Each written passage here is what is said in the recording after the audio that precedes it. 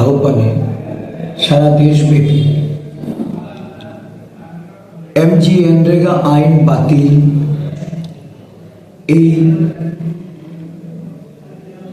মনরেগা বহালের জন্য প্রায় 1.5 মাস ব্যাপী এক কর্মসূচি ঘোষণা করে প্রতিটা রাজ্যে রাজ্যে ব্লক স্তর থেকে এই কর্মসূচি হাতে নেওয়া হয়েছিল। গত 10ই জানুয়ারি আমাদের রাজ্যে এই কর্মসূচি শুরু হয়। আমরা 6ই ফেব্রুয়ারি রাজ্যের প্রত্যেকটি জেলাতে মহকুমা শাসকের নিকট এবং জেলা শাসকের নিকট আমাদের স্মারকলিপি তুলে দিয়ে আমরা মনরেগা পুনর্বহালের দাবি জানাই এবং আগামী 17ই ফেব্রুয়ারি আমাদের রাজ্যের রাজ্যপাল মহোদয়ের নিকট আমরা যাব এবং এটা হবে রাজভবন অভিযান। সারা রাজ্যের সমস্ত কংগ্রেস দলের নেতা কর্মী, বিশেষ করে যারা মনরেগার কাজে নিযুক্ত শ্রমিক শ্রমজীবী মানুষ, তাদেরকে অন্তর্ভুক্ত করে এই রাজভবন অভিযান হচ্ছে।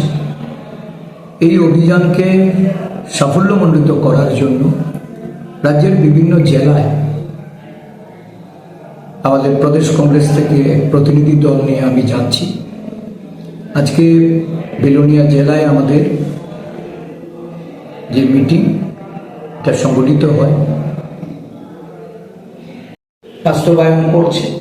অধিকাংশ ক্ষেত্রে মানুষের যে আইনি অধিকার, এটা কালো কৃষি বিলের মাধ্যমে যেমন এটাকে হরণ করা হয়েছে, শ্রম আইন পরিবর্তন করে 4টি শ্রম কোডে দেশের শ্রমজীবী মানুষের যে স্বার্থে যে আইন প্রচলিত ছিল সেটাকেও সংকুচিত করে কর্পোরেটদের স্বার্থ রক্ষার্থে নতুন শ্রম কোড চালু করা হয়েছে, যা নিয়ে সারা দেশে আজকে আন্দোলনে সামিল হয়েছে কৃষক, শ্রমিক, বিভিন্ন মেহনতি মানুষ।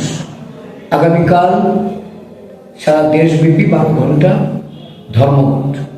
এই ধর্মঘটে সমস্ত দেশের বিরোধী শ্রমিক সংগঠন সেখানে অবতীর্ণ হয়েছে।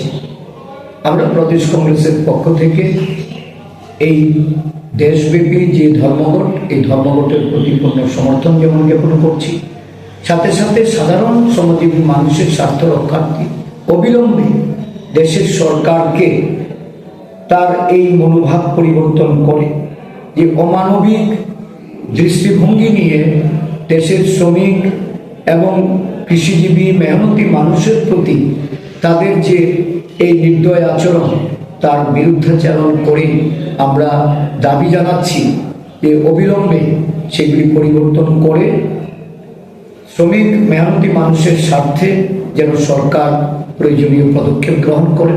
অন্যথায় দেশের সমস্ত অংশের মানুষকে ঐক্যবদ্ধভাবে তার মোকাবেলা করার জন্য এগিয়ে আসা।